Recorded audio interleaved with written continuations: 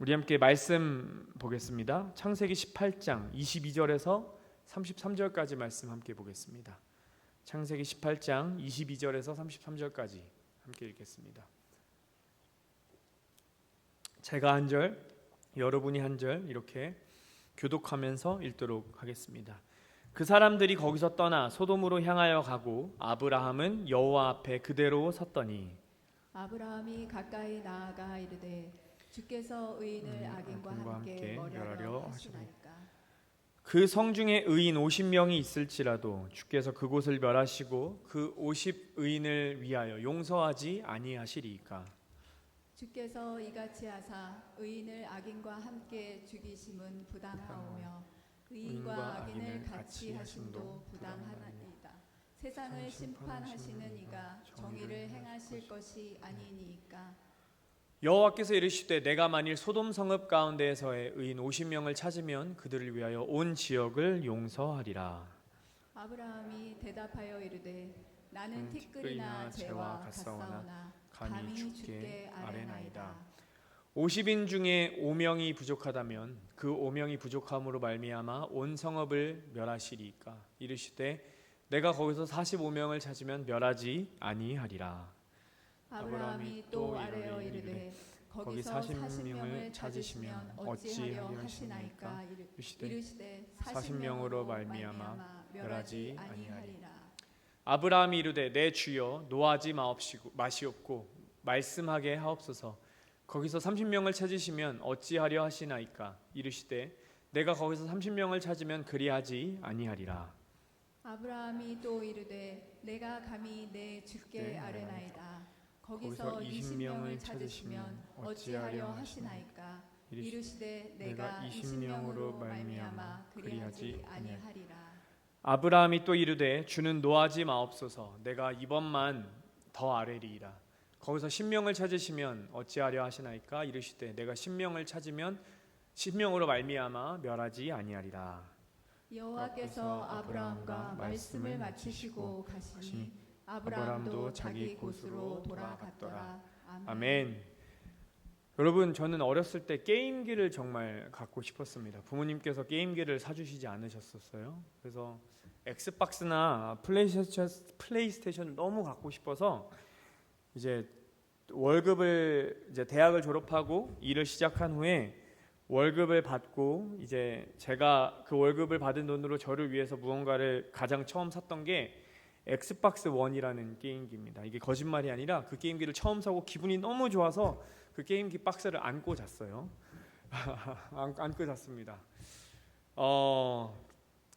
엑스박스가 뭐냐면요, 우리 아이들이 이렇게 이렇게 들고 하는 핸드폰 게임 말고 예전부터 이렇게 콘솔 게임이라고 하는데 이제 그런 게임기입니다. 뭘 했느냐, 저는 그걸로 피파라는 축구 게임을 했었습니다. 근데 하다 보니까 너무 중독이 돼서 이제 하루에 30-40분만 해야지 그러고 알람을 맞춰놓고 했었거든요. 물론 대부분 잘 지켜졌는데 가끔씩 이제 애매해서 알람 5분만 더 해야지 하다가 시간이 이렇게 빨리 가기도 해요. 근데 여러분 지금 저에게 물어보시면 제가 그 엑스박스를 그렇게 잘 신경 쓰지 않습니다. 얼마 전에 제가 이사를 했는데 얼마 전에 한 2달 전에 이사를 했는데 그때 이사할 때도 엑스박스를 어느 상자에든가 넣는데 그 상자가 어디 있는지를 모르겠는 거예요. 예전 같으면 막 불안했을 텐데 지금은 그렇게 불안해하지 않았습니다. 왜냐하면 그 엑스박스가 고물이 됐기 때문이에요. 근데 제가 이 얘기를 왜 드리냐면 제가 여러분께 몇 번 드렸지만 한 번 더 말씀드리면 그 남자들이 하는 것 중에 제일 해서는 안 되는 2가지 이야기, 군대 얘기, 축구 얘기. 최악의 얘기는 군대에서 축구한 얘기 중에 군대 얘기를 할 겁니다. 아마 군대 다녀오신 분들은 알겠지만 군대 생활 중에 제일 힘든 게 언제냐면요, 맨 처음 입대했을 때 날이에요. 제가 306이라는 의정부 보충대로 입대를 했는데 그 의정부가 부대찌개가 유명하대요. 그래서 저희 부모님이랑 저랑 부대찌개를 시켜서 먹었는데, 여러분 제가 많이 먹잖아요. 많이 먹는데 밥 한 공기를 다 못 먹었습니다. 밥 반 공기만 먹고 이렇게 손이 막 부들부들 떨리고 막 이렇게 불안했는데 저희 아버지는 세상에 그렇게 맛있는 부대찌개가 없었다라고 하시더라고요. 근데 그 첫날이 왜 힘드냐면요, 대부분 저도 그렇고 군대 갔다 온 분들하고 얘기를 해보니까 보통 첫날 무슨 꿈을 꾸냐면요, 집에서 깨는 꿈을 꿉니다. 그러니까 그게 무슨 말씀이냐면 분명히 내무반에서 자고 있는데 꿈에서 일어나면 집인 거예요. 그래서 집이어서 군대 아직 안 갔구나 하면 저 멀리서 목이 쉰 교관의 소리가 들립니다. 일어나. 그때 일어나면 그때 깨닫죠. 정말 내 앞날은 보이지 않는구나. 근데 여러분 아무리 막 사람들이 그러잖아요. 막 나는 1억 줘도 군대 다시 안 가, 5억 줘도 안 가, 10억 주면 생각해보면 이런 말 많이 하는데 잘 들어보면요, 그 군 생활에도 사람은 적응합니다. 물론 되게 힘들고 아프고 이렇게 괴로운 기억도 있지만 너무나 신기하고 이상하게도요, 그 힘들고 아프고 끔찍한 기억이 있었다고 하더라도 그 생활에 적응합니다. 왜냐하면 사람은 어떤 환경에 놓여도 어떻게 해서든 생존을 위해서 적응하는 존재이기 때문입니다. 여러분도 아마 처음 미국 오셨을 때를 기억해 보시면, 아니면 처음 갔던 지역, 처음 이사 갔던 지역, 지금 일하셨던, 아니면 마지막 은퇴하신 분들은 은퇴하셨던 첫날을 기억하시면 적응되지 않으셨을 거예요. 뭔가 해야 될 것 같고, 아니면 불안한 새로운 환경에서 어떤 일이 일어날지 모르는 그런 환경 속에서도 인간은 시간이 지나면 어떻게 해서든 적응하고 살아가게 된다는 겁니다. 오늘 이 말씀으로 설교를 시작하는 이유는 아브라함의 이 심정을 좀 이 적응이라는 단어로 함께 생각해 보고 싶기 때문이에요. 여러분, 제가 오늘은 조금 다르게 말씀을 정리해서 가져와 봤습니다. 지금까지 읽었던 창세기의 순서를 보면 하나님이 아브라함을 부르셨고 가나안에 갔다가 흉년이들은 이집트에 갔다가 이집트에서 재산이 불어나서 가나안으로 돌아왔는데 그 불어난 재산 때문에 롯과 싸우게 되었고, 롯과 싸우고 이제 롯은 동쪽으로 가고 아브라함은 서쪽에 남아 있고, 이제 그러다가 400년 종살이를 하나님께서 아브라함에게 예언하시고, 하나님이 아브라함이 롯을 구하기도 하고, 그 다음에 하갈과 이스마엘이 태어나고 아브라함이 할례를 받는 내용까지가 우리가 지금까지 봤던 내용입니다. 근데 그 중에서 저는 여기 숫자에 보이시듯이 아브라함이 몇 살에 부르심을 받았고 몇 살에 무슨 일이 있었는지에 대한 힌트를 주는 구절들에서 이 연수를 따와봤어요. 아브라함은 75세의 나이에 하나님이 부르셨습니다. 그리고 아브라함이 86세 되던 해에 하갈을 통해 이스마엘을 낳았고요. 이스마엘이 13세 되던 해, 그러니까 아브라함이 99세가 되었을 때 무슨 일이 있었느냐? 아브라함이 할례를 받았고, 또 오늘 본문에서 우리가 읽지는 않았지만 아브라함이 마므네 상수리에서 아래에서 나무 아래에서 쉬고 있을 때 세 사람이 방문하여 아브라함이 그들에게 밥을 주고 그 사람들이 아브라함에게 내년에는 아이를 가질 거다라는 예언을 듣게 됩니다. 제가 이렇게 쭉 말씀드리면서 이 나이를 보여드린 이유가요, 여러분 롯과 아브라함은 몇 살 때 헤어졌을까요? 라는 질문을 드리고 싶어서 여기까지 온 거예요. 롯과 아브라함은 그 종들끼리 싸워서 헤어졌습니다. 근데 정확히 성경을 찾아봐도, 다른 주석이나 다른 문헌들을 찾아봐도 아브라함과 롯이 몇 살에 헤어졌는지는 정확하게 알 수가 없어요. 그런데 여기 화면에 보이시듯이 75세의 부르심을 받았고 이집트에 갔다 왔고 갔다 온 다음에 헤어졌으니까, 그리고 하갈과 이스마엘 사건 전에 태어났으니까 75세에서 86세 사이에 헤어졌을 텐데, 아마 대충 봤을 때 사람들은 80세 전후에 헤어졌을 것이다 라고 생각을 한다고 해요. 그러면 그게 무슨 말씀을 드리고 싶은 거냐? 자, 이제 지금까지 쭉 말씀드린 이 복잡한 것들을 합쳐서 말씀드리겠습니다. 인간은 적응하는 존재입니다. 인간은 불안하고 불안전하고 위험하고 힘든 상황 속에서도 어떻게 해서든 적응합니다. 그 말은 무엇이냐? 인간은 적응하게 되면요, 과거의 것들을 잘 생각하지 못하게 돼요. 왜냐? 이 지금 상황에만 집중하는 존재이기 때문에. 아브라함과 롯은요, 몇 년 헤어져서 살았냐면요, 최소 13년에서 최대 20년 가까이를 떨어져 산 겁니다. 여러분, 지금이야 핸드폰 열어서 카카오톡 보내고 전화하거나 이메일 하면 됩니다. 그 전에는 편지 쓰면 됐어요. 근데 이때는요, 편지도 없었고 전화도 없었습니다. 그럼 어떻게 소식을 아냐? 저 소돔에서 고모라에서 어떤 사람들이 왔대요 하면 그때 소식을 아는 겁니다. 다시 말하면 이런 말이 있죠. Out of sight, out of mind. 눈앞에 안 보이면 마음도 떠나간다. 아브라함은 롯과 떨어져 사는 것이 어떻게 됐나요? 익숙해진 삶을 살고 있었다는 거예요. 여러분, 그런데요, 오늘 우리가 본문에서 읽었듯이 아브라함은요, 이렇게 남처럼 13년에서 20년 가까이를 떨어져 살았던 그 롯을 위해 목숨 걸고 기도합니다. 목숨 걸고 기도해요. 그래서 저는 이 아브라함이 도대체 왜 이렇게까지 무모하게 기도할 수 있었을까? 그리고 하나님의 마음을 감동시킬 만큼 아브라함의 기도가 강력했던 이유는 무엇일까? 그 얘기를 여러분과 함께 나누고 싶어요. 그래서 익숙함을 말씀드리거든요.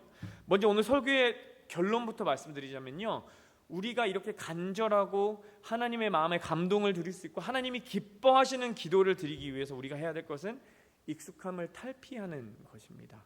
오늘 그 얘기를 좀 하고 싶어요. 첫 번째입니다. 아브라함의 중보 기도가 이렇게 지금까지 기록되는 이유, 수천 년이 흐른 지금까지 기록되는 이유 중 첫 번째는요, 아브라함의 중보 기도는 자신의 기쁨보다 롯의 아픔을 먼저 생각했던 기도이기 때문입니다.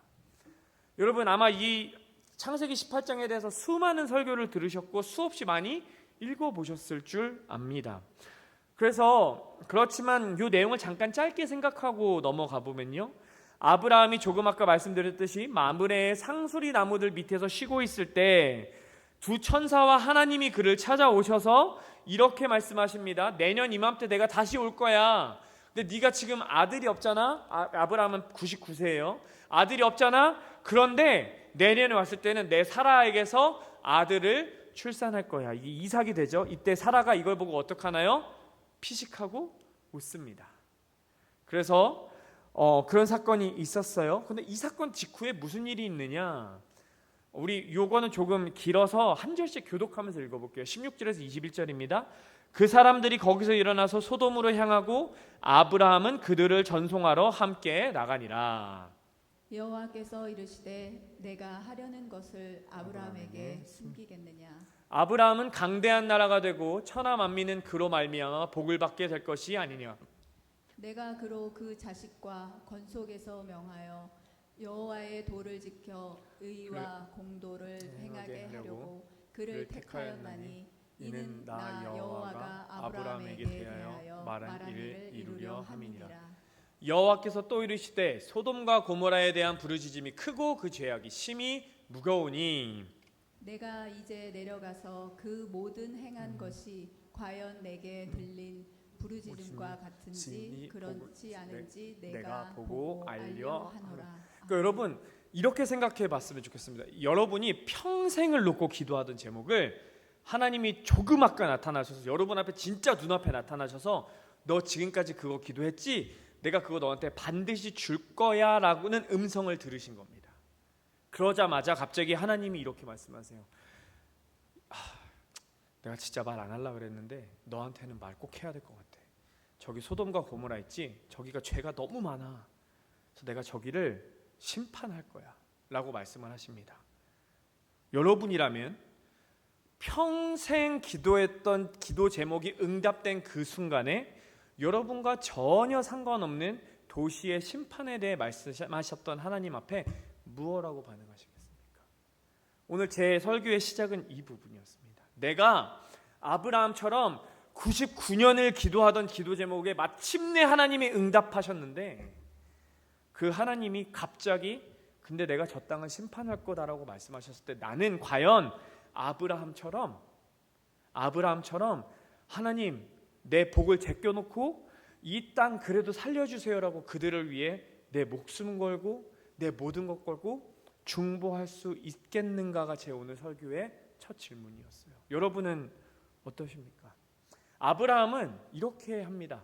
여호와 앞에 그대로 섰더니, 원어로 보면요, 이것을 정확히 원어로 표현하면 in the face of God, 하나님의 전 앞에, 그러니까 하나님의 존전 앞에, 얼굴 앞에 아브라함이 서서 가만히 있는 거예요. 사람들 다 떠났는데 아브라함만 떠나지 않고요, 이때부터 하나님과 아브라함이 딜을 하기 시작합니다. 여러분, 제가 아브라함이었다면요, 하나님이 솔직히 말씀드리면 소돔과 고모라에 대해서 뭐라고 말씀하셨는지 제 귀에 안 들어왔을 것 같아요. 왜냐? 하나님이 내게 아들을 주신대요. 99년 동안 기도했던 그 제목, 사라의 태가 다쳐서 정말 인간적으로는 불가능하였지만 하나님이 약속하셨어요. 내가 내년에는 반드시 다시 올 건데 그때는 너의 아들과 함께 있을 거야. 그럼 저는 파티를 열었을 거예요. 여러분 다 모이세요. 하나님이 제 기도에 마침내 응답하셔요. 파티를 열었을 거예요. 아니면 1절에는 이런 말씀도 기록되어 있어요. 마므레의 상수리 나무들이 있는 곳에서 아브라함에게 나타나시니라 날이 뜨거울 때에. 이 말은 무슨 말씀이냐?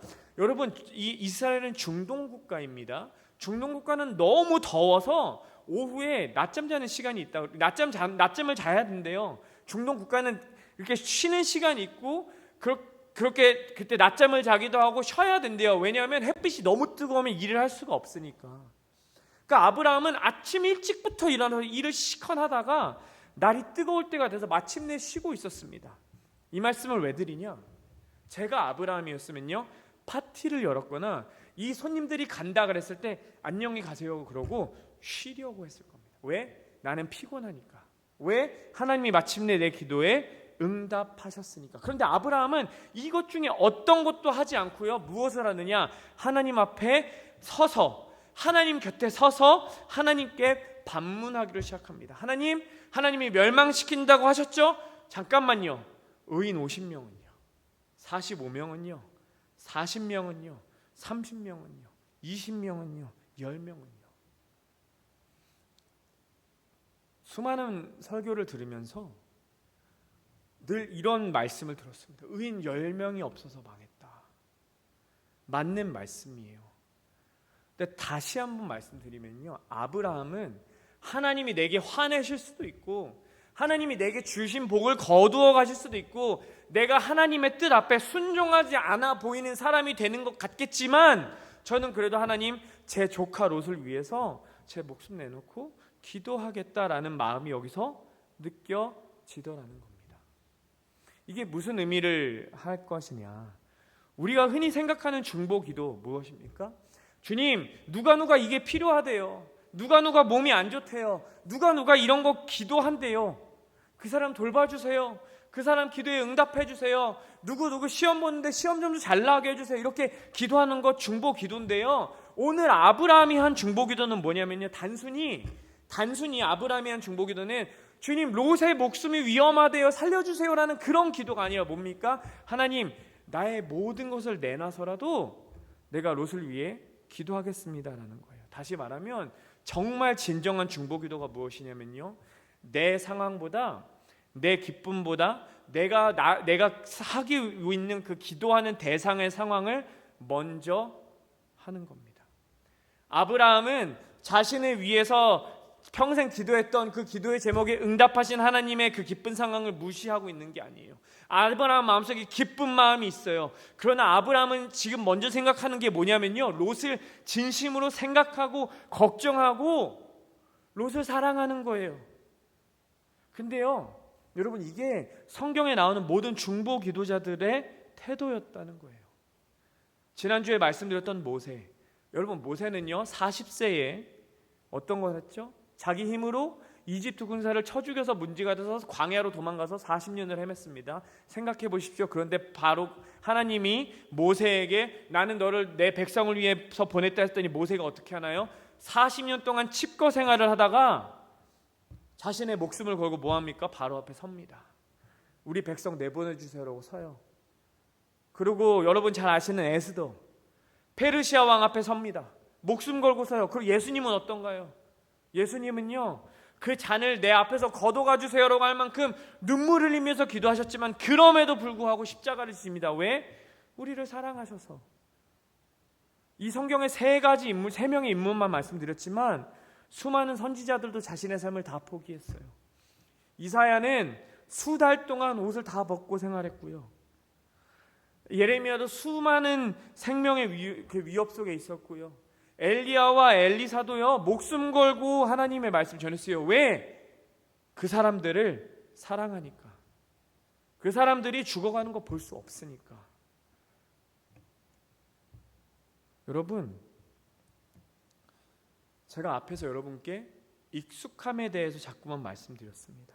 그 말씀을 왜 드렸냐면요, 우리가 익숙해지면 변화하기를 두려워하기 때문이에요. 변화를 해야 되는 이유는 다른 사람을 내 상황에 맞춰야 되는 게 아니라 내가 하나님 앞에 맞춰줘야 되는데 자꾸만 나의 익숙함을 깨뜨리는 것을 두려워하게 되기 때문입니다. 우리가 익숙함에 취하면 어떻게 되느냐? 나보다 남을 먼저 생각하는 게 아니라 남보다 나를 먼저 생각해요. 왜? 이 익숙함은 깨지면 안 되니까. 이렇게 되면 어떻게 되냐면요, 다른 사람의 아픔은 내 아픔이 아니라 그냥 남 얘기가 됩니다. 그 사람들의 말을 들어도 우리는 그냥 남 이야기하듯이 대하기 시작해요. 그 사람을 위해 눈물을 흘리며 기도하지 않습니다. 왜? 내가 아프지 않으니까, 내 일이 아니니까. 오늘 이 아브라함의 이야기를 통해서 우리가 분명히 알 수 있는 것은요, 중보기도는 단순히 남의 기도 제목을 내가 대신 얘기하는 게 아니에요. 중보기도란 무엇이냐? 다른 이들의 아픔이 내 아픔이 되는 것이고 그게 내 일처럼 돼서 기도하는 것임을 믿습니다. 그 사람들의 눈물이 내 눈물이 되고 그 사람들의 상처가 내 상처가 돼서 내가 그들을 위해 그렇게 기도하는 것이 중보기도라는 겁니다. 그러니까 중보기도는 간절해질 수밖에 없다는 거예요. 왜?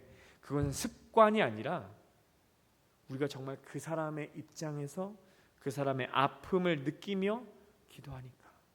두 번째입니다. 아브라함의 이 기도는요, 하나님의 마음에 합한 기도였습니다. 그래서 진정한 중보기도는 우리와 하나님의 마음이 합하여지는 순간입니다. 우리 17절과 32절, 33절을 함께 읽어보겠습니다. 여러분, 제가 17절, 여러분이 32절, 33절은 함께 읽어보겠습니다. 여호와께서 이르시되 내가 하려는 것을 아브라함에게 숨기겠느냐? 아브라함이 또 이르되 주는 노하지 마옵소서. 내가 이번만 더 아뢰리이다.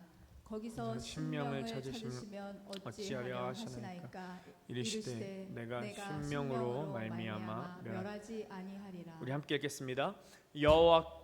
여호와께서 아브라함과 말씀을 마치시고 가시니 아브라함도 자기 곳으로 돌아갔더라. 아멘. 여러분, 하나님과 두 천사가 아브라함 앞에 나타나셨습니다. 목적은 한 가지였어요. 이 두 가지 메시지를 전하기 위해서. 첫 번째, 아브라함아 너는 이삭을 낳을 것이다. 두 번째, 아브라함에게 소돔과 고모라가 심판당할 것이라는 것을 말씀하시고 소돔과 고모라를 심판하기 위해 이곳에 오셨습니다. 여러분, 하나님께서는 이미 마음을 정하시고 오신 것 같지 않습니까? 하나님은 하시겠다고 하시면 마음대로 하셔도 되는 거 아니에요? 왜 굳이 아브라함에게 가셔서 아브라함아, 근데 내가 소돔과 고모라를 심판할 거다. 왠지 알아? 그들의 죄가 너무나 가득했기 때문에. 여러분, 소돔과 고모라 잘 아시죠? 죄악이 가득했습니다. 의인이 10명도 없었어요. 그래서 하나님한테 심판받았습니다. 근데 여러분, 이거 반대로 돌려 말하면 뭔지 아십니까? 소돔과 고모라는요, 그들이 죽어가는지도 몰랐고요, 그들이 썩어가는지도 몰랐어요. 그리고 그들은 자기가 죽어가는지 썩어가는지 알려고 하지도 않았습니다. 왜 그랬는지 아세요? 의인이 없으니까 너희 썩었어, 너희 죽어가, 너희 죄가 너희를 멸망시킬 거야 라고 그들에게 말해주는 사람이 없었어요. 다시 말하면 그들을 위해서 기도해주는 사람조차도 없었다는 겁니다. 비참한 도시 아닙니까? 자기들이 죽어가는 것도 몰라요. 근데 더 비참한 거는 그 길을 가지 말라고 잡아주는 사람조차 없던 도시가 소돔과 고모라라는 도시였어요. 여러분, 우리가 한번 상상해 보겠습니다. 우리가 아브라함과 하나님의 대화를 제3자로서 지켜본다고 생각해 볼게요. 그 분위기가 어땠을까요? 우리가 주일 예배 끝나고 점심 식사하는 것처럼 화기애애했을까요?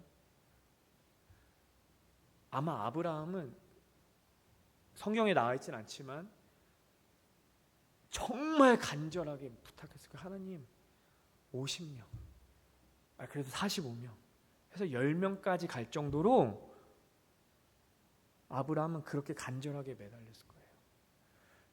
누구는 이렇게 말할 수 있었습니다. 죄 지었으니까 망해야지, 죄 지었으니까 벌 받아야지, 하나님 공의의 하나님이시잖아, 거룩하신 분이잖아. 죄를 미워하시고 죄와 함께 없는 분이시잖아. 그러니까 하나님은 죄인들을 불로 태워 죽이셔도, 인간들을 물에 휩쓸려 죽이셔도 아무런 기분 나쁘실 분이 없는 분이야. 왜? 그분은 하나님이시니까 라고 말할 수 있어요.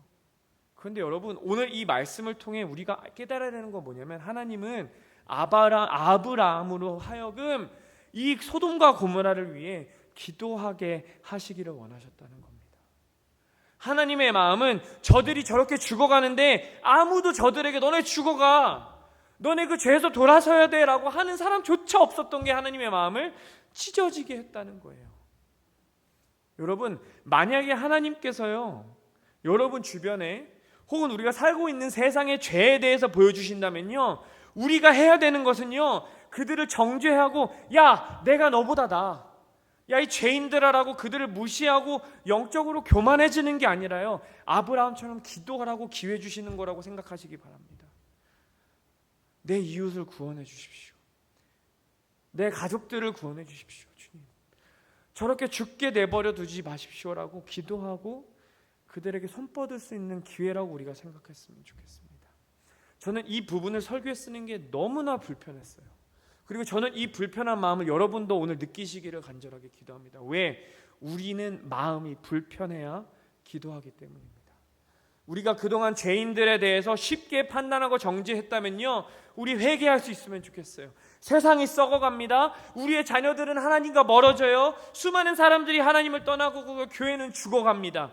우리는 손가락질하고 있어요. 우리가 해야 될 것은 손가락질하는 게 아니라 그들을 위해서 눈물과 땀과 피를 흘리며 기도해야 된다는 거예요. 아브라함이 했던 것처럼.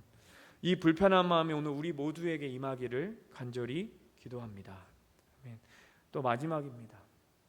아브라함의 기도가 아름다웠던 이유는요, 아브라함의 간절한 기도의 응답은 아브라함은 하나님께 응답해달라고 강요하지 않았다는 겁니다. 여러분, 23절 말씀 보면 이렇게 끝납니다. 여호와께서 아브라함과 말씀을 마치시고 가시니 아브라함도 자기 곳으로 돌아갔더라. 여러분, 지금 아브라함은 간절하게 하나님 앞에 기도했어요. 그런데 아브라함은 어떻게 합니까? 하나님과 그냥 이렇게 헤어져서 제각길 갑니다.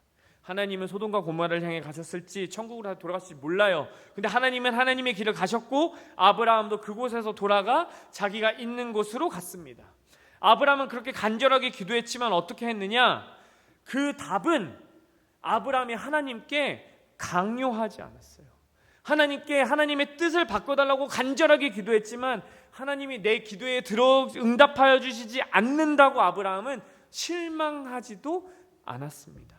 여기서 우리는 우리의 기도의 태도를 한번 점검해 보고 싶습니다. 아브라함의 기도의 첫 번째는요, 겸손의 뿌리를 둔 담대한 마음이었어요.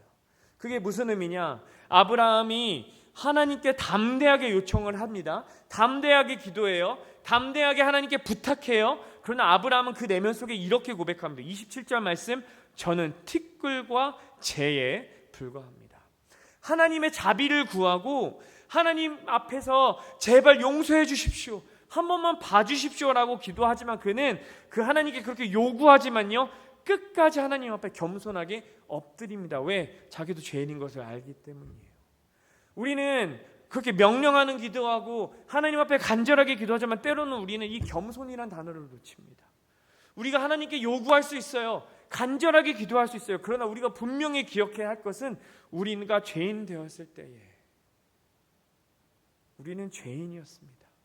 하나님이 구원하셨습니다. 그것을 놓치지 않으시기를 기도하며, 또 두 번째는요, 그는 단순히 하나님께 용서를 구한 게 아니라 뭐 했냐? 하나님의 정의를 이루어 달라는 마음으로 기도했습니다. 아브라함의 기도는 하나님의 심판의 의로움을 초점을 맞추고 있어요. 하나님 앞에 자비는 여전히 구하고 있습니다. 그런데 단순히 용서해달라고 기도 제목을 나열하고 있는 게 아니에요. 그는 하나님의 마음을 먼저 구했습니다. 하나님의 뜻을 구했습니다. 하나님, 그래요, 그들 죄를 지었죠. 죄를 무시하는 게 아니에요. 다만 그러면 주님, 의인들이라도 살려주시면 안 되겠습니까? 라는 거예요. 우리는 때로는 기도한다고 하면서 우리의 뜻을 하나님께 요구만 할 때가 있지는 않습니까? 그런데 아브라함의 기도가 우리의 기도와 달랐던 점이 무엇이니? 아브라함은 자신의 기도의 응답을 위해 기도한 게 아니라 자신의 기도를 통해 하나님의 뜻이 이루어지도록 기도하였다는 겁니다. 그리고 또 아브라함에게 가장 중요한 마음은요, 기도의 결과를 하나님의 주권에 온전하게 맡겼다는 거예요. 여러분, 그 누구도 아브라함만큼 간절하게 기도했던 사람은 찾아보기 힘들 겁니다. 그런데 결과적으로 어떻게 됩니까? 하나님은요, 그 도시를 심판하셨습니다. 우리 다음 주에 읽어 함께 나눌 텐데, 하나님께서는 소돔과 고모라를 정말 처절하게 심판하셨습니다. 그래서 지금 소돔과 고모라 땅을 가보면 아무것도 없어요. 그냥 사막의 허벌판에 그냥 죽은 땅이에요. 근데 여기서 중요한 게 뭔지 아십니까? 아브라함의 기도가 결과적으로 도시를 구하지 못했다는 거예요. 그렇게 간절하게 기도한 아브라함의 기도가요, 소돔과 고모라를 구원하지 못했어요. 그럼 아브라함의 기도가 간절하지 않았던 걸까요? 하나님이 선하시지 않으셔서 아브라함의 기도에 응답하지 않으셨다는 걸까요? 그런데도 잘 보면요, 아브라함은 그 어떤 부분에서도요, 하나님을 의심하거나 하나님을 원망하지 않아요. 왠지 아십니까? 아브라함에게는요, 예스라는 응답을 받는 것보다 더 중요한 게 있었기 때문입니다. 여러분, 우리가 기도하는 이유는 예스라는 응답을 받기 위해 기도하는 게 아닙니다. 우리는 기도를 통해 하나님을 호흡하는 겁니다. 세상의 것을 하나님 앞에 내어드리고 우리는 하나님을 호흡하는 겁니다. 기도 자체가 하나님과의 관계에서 중요한 역할을 하는 거예요. 기도가 결과를 좌지우지할 수 있습니다. 그런데 우리가 기도하는 이유는 하나님의 뜻을 굽히려고 기도하는 게 아니라, 우리가 기도하는 이유가 뭔지 아십니까? 내 마음을 하나님의 마음과 일치시키기 위해 기도하는 거예요. 하나님께서는 우리의 기도에 예스라고 응답하지 않으실 때가 더 많습니다. 그러나 그럼에도 불구하고 우리가 간절하게 기도할 수 있는 이유는요, 하나님이 노라고 하셔도, 하나님이 기다려라고 하셔도 그 과정을 통해 우리의 마음이 하나님의 마음을 닮아가기 때문입니다. 그러니 여러분, 혹시 하나님이 여러분의 기도에 지금 당장 응답하지 않는다고 하셔도 간절하게 기도하실 수 있기 바랍니다. 왜냐하면 하나님은 그 과정을 통해 여러분을 예수님 닮은 사람으로 만들어 가실 것이기 때문입니다. 아멘. 또 마지막으로 아브라함의 기도가 되게 특이했던 거 뭐냐? 하나님은요, 그가 하나님 앞에 다 맡겼더니 무슨 일이 일어납니까? 하나님은 결국엔 그의 기도에 응답하세요. 어떻게 응답하시냐면요, 그리고 다음 주에 좀 더 자세하게 나누겠지만, 하나님이 소돔과 고모라의 파멸을 막지 않으셨지만, 그러니까 아브라함의 기도가 소돔과 고모라의 파멸을 막지 못한 것처럼 보일지 몰라도요, 하나님은요, 아브라함의 기도를 통해 롯과 그의 가족을 구원하셨습니다. 하나님의 기도의 응답의 방법은요, 아브라함이 기대했던과는 달랐습니다. 그런데 하나님은 그 기도에 반드시 응답하셨다는 거예요. 그러면 제가 한창 사춘기 때 좀 이렇게 웃길 수도 있는데요, 음악을 공부하고 싶었어요. 그래서 어떻게 기도했느냐, 제 부모님하고 이것 때문에 되게 많이 다퉜거든요. 근데 그때 부모님을 설득하기 위해서 이렇게 부모님한테 얘기했고, 정말 저는 제가 음악을 할 수 있을 거라고 생각하고 하나님 앞에 이렇게 기도했었어요. 하나님, 제가 음악을 너무 하고 싶어요. 하고 싶은 음악을 하고 싶은 이유는요, 첫 번째, 제 음악으로 소망을 잃은 사람이 소망을 찾았으면 좋겠고요. 두 번째, 죽고 싶어 하던 사람이 살 수 있는 이유를 찾을 수 있는 음악을 하고 싶기 때문에 저는 음악을 하고 싶어요라고 하나님 앞에도 기도했고, 부모님한테도 이렇게 설득을 하려고 했는데, 제가 이것을 지금 생각해 보면요, 굉장히 좀 창피합니다. 제가 생각해도 좀 말이 안 되는 기도를 했던 것 같아요. 그런데 다시 생각해 보니까 하나님께서 그 기도에 응답해 주셨거든요. 근데 제가 생각했던 것처럼 음악을 통해 응답해 주신 게 아니더라고요. 이 기도의 응답의 결과가 제가 오늘 여기 서 있는 거더라고요. 하나님의 말씀을 누구에게든 눈치 보면서 전하고 싶지 않아서 목회자가 됐습니다. 사회복지사로 그 마약 중독자들과 일할 때 정말 그 사람들한테 복음만 들어가면 될 것 같은데, 회사에서 뭐라 그러냐면요, 그 사람들이 신에 대해서, 종교에 대해서, 영적인 거 말하기 전에 네가 절대 얘기하지 말라고 귀에 못이 박히게 얘기를 하더군요. 진짜 어떤 사람은 하나님 얘기하는 것 자체 싫어했습니다. 그런데 목사가 되고 나니까요, 아무한테나 하나님 얘기를 해도 절 막지 않아요. 왜? 목사가 하나님 얘기하지 뭐 하겠습니까? 그런데 제가 하나님, 소망 잃은 사람에게 소망을 주고 죽고 싶어하던 사람에게 삶의 이유가 되는 음악을 만들고 싶어요 라고 기도했더니 하나님은 그 기도 그대로 응답해 주시지 않으셨지만 제 삶의 다양한 사건들을 통해 지금 순간까지 이끌어 오셨다는 겁니다. 여러분이 지금 오랫동안 기도하고 있으셨던 그 기도 제목들이 여러분의 뜻대로 여러분이 원하는 타이밍에 응답이 되지 않을 수 있습니다. 제 개인적인 얘기를 해서 죄송하지만 저희 3년 전에 돌아가신 외할머니의 돌아가시기 직전까지의 기도 제목이 뭐였냐면요, 저희 외삼촌이 예수 믿는 거였어요. 근데 그 하나님이 그 예수 믿는 거를 언제 응답해 주셨냐면 삼촌이 돌아가시기 직전에 응답해 주셨습니다. 전 그렇게 믿어요. 그리고 그 할머니의 기도의 제목이 저희 가정에 화해와 평안을 불러왔었어요.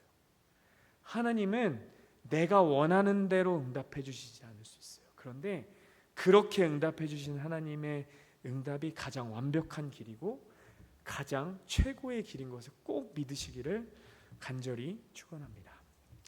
그래서 여러분께 마지막으로 3가지 질문을 드리며 설교를 마치겠습니다. 첫 번째, 우리의 기도는 일상에 익숙해지면서 식어지지는 않았나요? 아브라함과 롯과 오랜 세월 떨어져 살았지만 여전히 그의 안전을 위해 간절하게 기도했습니다. 우리는 오랫동안 기도하지 않았거나 익숙감에 빠져서 우리의 기도가 식어 있지는 않은지 오늘 한번 고민해보고 하나님 앞에 나아갔으면 좋겠습니다. 두 번째, 우리는 하나님의 뜻과 마음을 구하면서 기도하고 있습니까? 아브라함은 단순히 롯을 살리기만을 구한 것이 아니었어요. 하나님의 정의와 자비를 구했습니다. 그는 하나님의 뜻이 이루어지기를 구했습니다. 우리의 기도는 단순히 우리의 원하는 것을 나열하는 기도입니까? 아니면 하나님의 뜻과 일치하기 위해 나아가는 우리의 과정, journey입니까? 마지막입니다. 기도의 응답이 놓일 때도 우리는 하나님을 신뢰할 수 있습니까? 아브라함은 비록 기도한 결과가 그가 원하는 대로 소돔과 고모라가 구원받는 것이 아니라 도시의 심판으로 끝났지만요, 그는 절망하지 않고 끝까지 하나님을 신뢰해서 정말로 믿음의 조상이 되었습니다. 우리의 기도가 예상과 다를 때에도 우리 하나님은 여전히 선하시고 여전히 온전하심을 믿으며 하나님을 신뢰하고 계십니까? 이것을 함께 고민하고 하나님 앞에 생각하시면서 우리 스스로 답하시면서 오늘 기도하는 시간을 가졌으면 좋겠습니다.